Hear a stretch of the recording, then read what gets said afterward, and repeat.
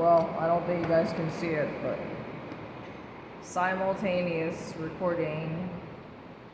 And I don't know if you guys can hear it, but it's pouring buckets outside again because it's rainy season. This is how you'll know that magic is happening when you see me do this. As much as I would like to put on some makeup, as much as I would like to have the appearance of makeup on my face, I don't actually like makeup caked onto my face. So, and I want to say, YouTube sent me an email just today that they reviewed my case and they have reinstated my one channel. The other one is still gone. So I have mixed feelings about it because first of all, I told you guys I don't like to put all my eggs in one basket. And second of all, I just don't trust YouTube. Like, I really just don't like YouTube. It's just a place to put all my shit because I have too much shit. Anyway, I really do feel like I have to compete with the noise because it's pouring and it's so loud. You guys have to hear that shit, right?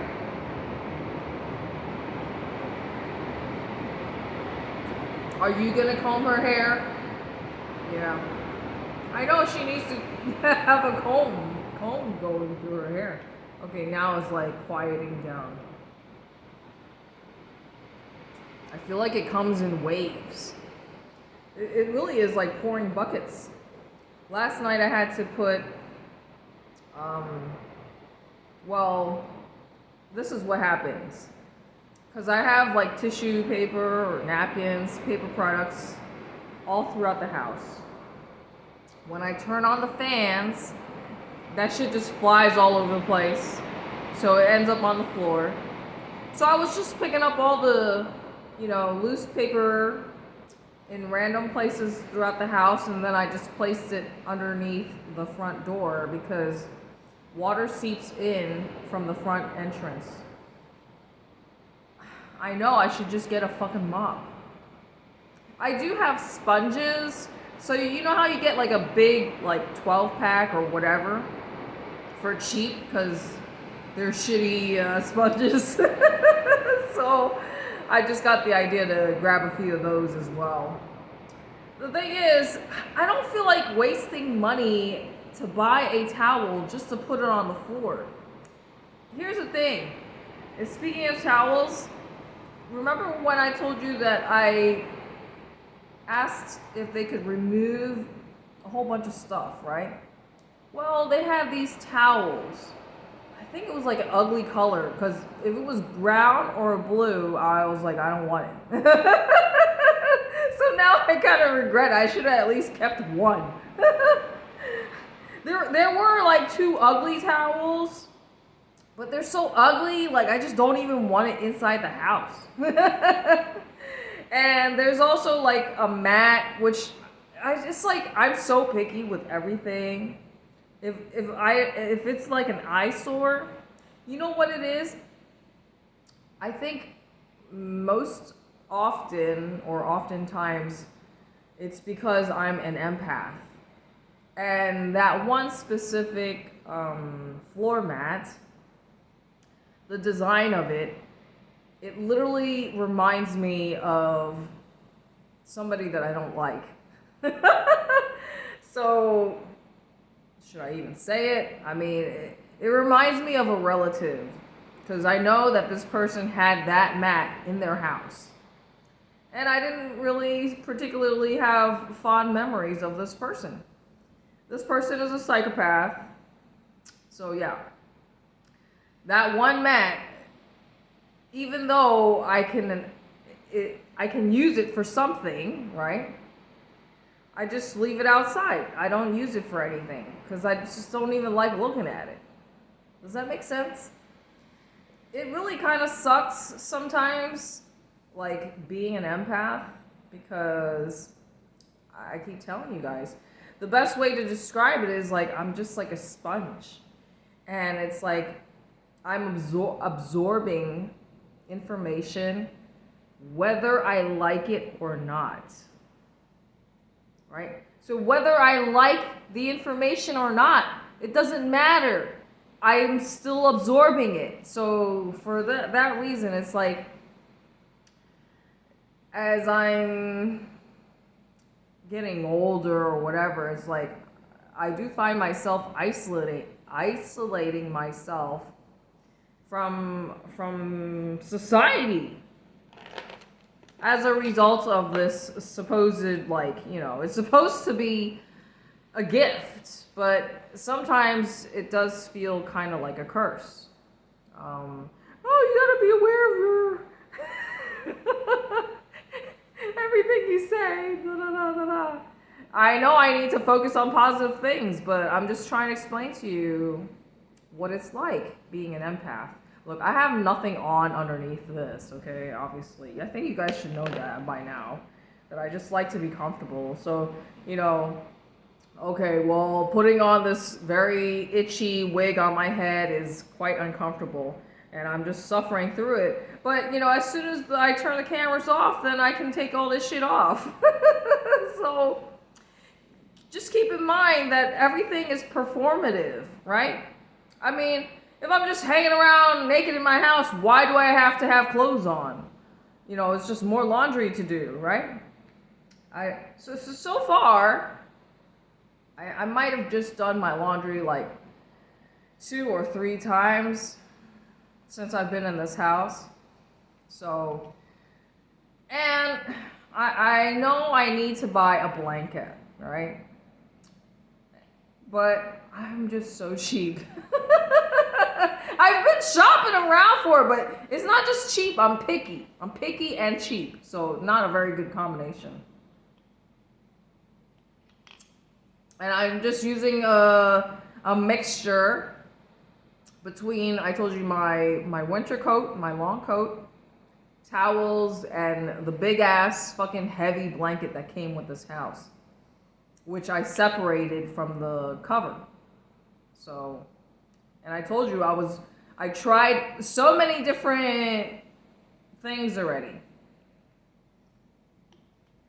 So I don't like sleeping in that other room because I don't like having the air conditioner right so close to the bed, like blowing air right on me.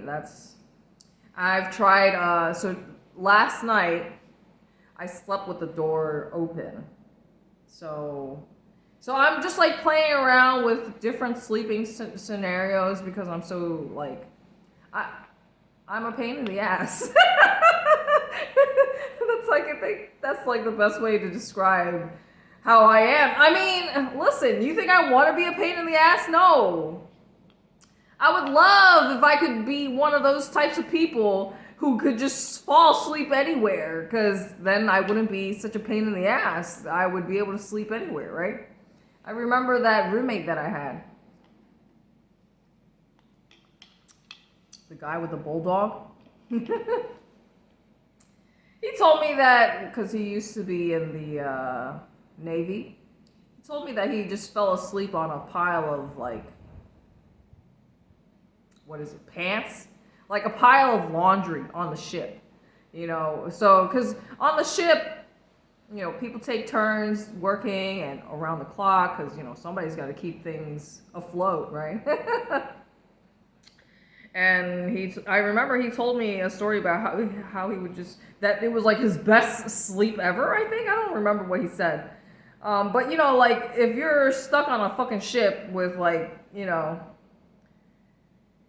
a lot of, there's just, like, no comfortable way to sleep on a ship. And I'm talking about, like, a submarine. And I'm so glad that I never had to endure that. I'll take barracks any day. And honestly, when I was in Okinawa, we had new barracks. So I had my own bed. I mean, it was nice. well, my own room. So in Okinawa, it was, even though I had a roommate, we had a shared like kitchen area, shared bathroom. I mean, when I say kitchen, I just mean like a common space. It's not like all outfitted with all the gadgets. You have to buy everything yourself. So, but because I'm kind of a homebody, I ended up like buying like a crock pot or whatever. And I remember I kicked out one of the Marines, my friends, because he was being a jerk. Like, he was just getting annoying. So I kicked him out. And I think that was on Thanksgiving. Because I had my one black friend with me, and we were eating chicken. But then, like, the guy, the male Marine friend of mine in my platoon, he was getting annoying, so I kicked him out.